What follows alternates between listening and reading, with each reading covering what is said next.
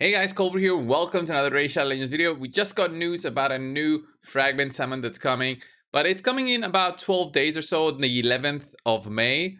So I think we still have time to prepare for this one. So it's going to be a brand new champion. We'll go over the skills. I haven't checked those out. I just saw the image of the champion. He's going to be a Dark Elves legendary spirit champion attack.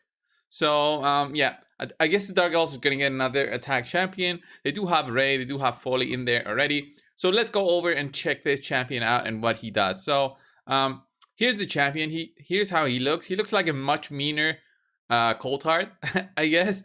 But I wonder what his skills are gonna be. So it's gonna be a fragment summon. So be sure to just prepare to be collecting all the fragments. I mean, saving up shards. It's gonna be something that's probably gonna be needed. So let's see on what his skills are and if it's really worth it to hunt him down and actually pick him up. So he's called Rule the Hunt Master. So he's got his A1 Val arrows. Tax one enemy has a 50% chance of placing a 60% decreased defense debuff for 2 turns. Transfers a random debuff from this champion to the target if the target is under a hex debuff. Okay. This needs accuracy. Both of them need accuracy on an attack-based champion. I hate that. Tax all enemies. Place an extra hit on enemies under hex debuffs. Okay. Will ignore 25% of each target's defense if there are 4 more enemies under hex debuffs. So this is very specific. It won't work 4 or more. No, okay. It will work in arena. So it will work if they only have hex. So let's see what else he has. A3 Stalk Prey. Place a 50% increased accuracy buff on all allies for 2 turns. Then place a hex debuff on all enemies for 2 turns. Also places a perfect Vel buff on this champion for 2 turns and fills this champion's turn meter by 50%. Accuracy buff on allies, and then a hex debuff on all enemies for 2 turns. Then a perfect Vel on this champion and fills his turn meter by 50%. Okay, I guess on auto he's gonna work like this. He's gonna do his A3 first and then just wait, which is not what you need from an attack-based champion. So he'll wait and then he'll do like his double hitting on the enemies, but it's a bit funny because in arena situations, if you go first and you manage to get your turn in, you want to take them down, not wait another turn. So this is okay. I guess this is gonna be cool for dungeons and stuff. The hex is gonna be good comboing in with Thea, the Tomb Lord, because she needs to have the hex on enemies for her nuke to go. So it's probably gonna be him going, then Thea, then he's gonna be nuking like this. So okay. And then finally the passive, decrease the speed on enemies under hex debuffs by 5% and decrease the resistance of those enemies by 10%. 10% is not that much. I mean, on 600 resistance, that's 60 resistance. It's not that much. And you need to apply the hex first. And it means you need to have the accuracy, but he's going to be boosting the accuracy on the whole team. So I guess he's a good supporting champion, not more of an attack-based champion from what I see here. The decreased speed, I like. I like the decreased speed by 5%. It means on a 300 speed champion, 350 champion, you're going to reduce it by about almost 20, 17 and a half. Also increase the damage enemies under hex debuffs receive by 10% and decrease the value of heals they receive by 30%. Okay, this one, yeah, I guess this one is just all about utility, guys. This is all about utility with other champions. He's going to go great with Thea. I guess this is why we have this guy in there. These effects do not stack if there are multiple rules on the same team. Okay.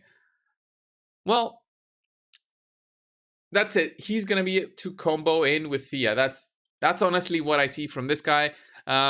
You're going to have him more of an accuracy champion in there for this guy. So he gives the buff to the whole team. He gives it to his own self as well. He then applies the hex debuff on enemies.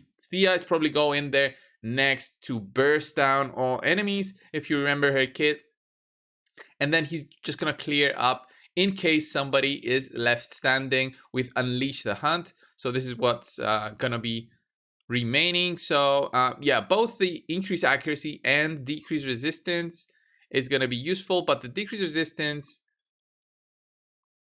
it's not really useful because you first need to apply the hex. So I guess it's going to be useful for the next champion going in. So yeah, you're still going to have to build him with accuracy. This guy, I don't think you will be skipping on accuracy. You'll need at least 400 accuracy in him for high-end arena, 450. And then the 50% accuracy buff is going to make that, you know, almost 700. Then you'll apply the hex, which 700 is not that much.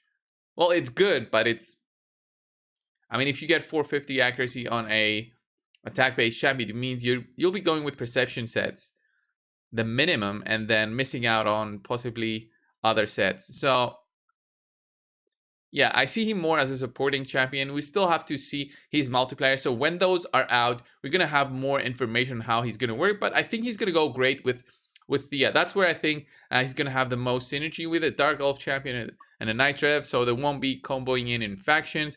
But for Doom Tower, they're going to work great in terms of taking down the waves.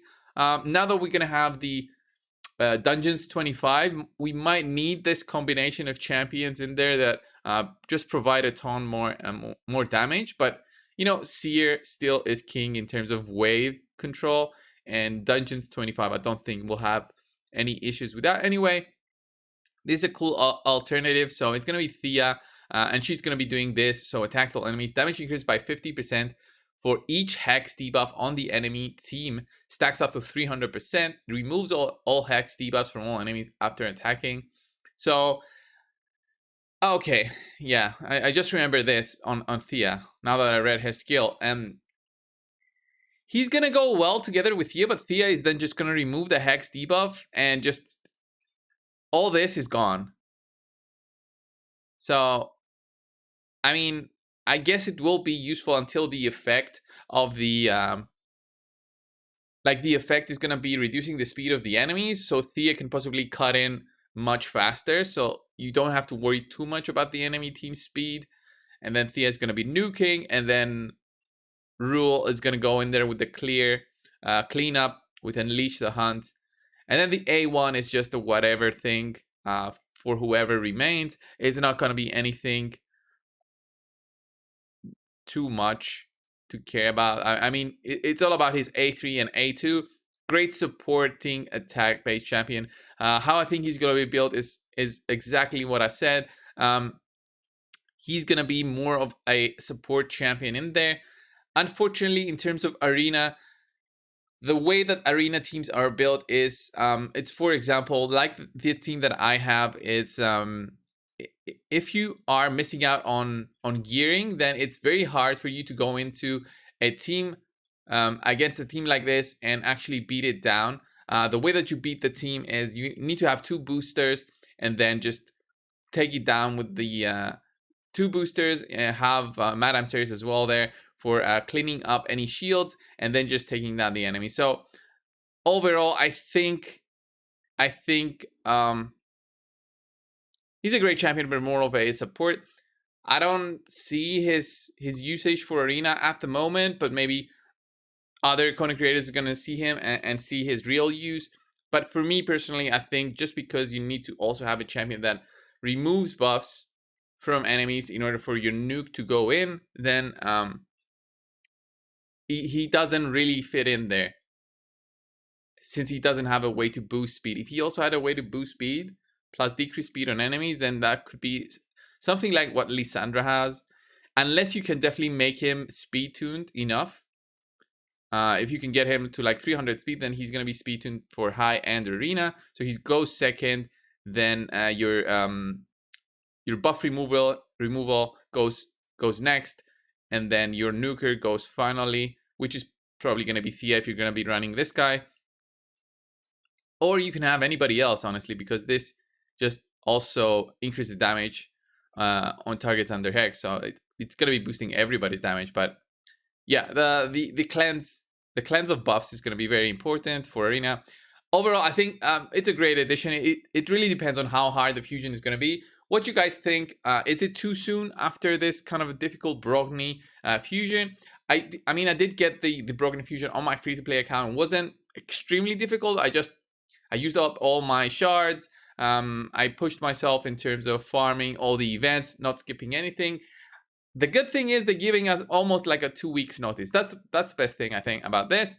And I mean, it's a game where you collect champions all the time, so getting more champions every single month makes sense, I guess. So what do you think of this champion? What do you think of the skills? Do you think any other synergies that we can see in the game? I think there's only 2 champions currently that use and utilize Hex debuffs right now at the moment, right? So it's only Thea and this guy.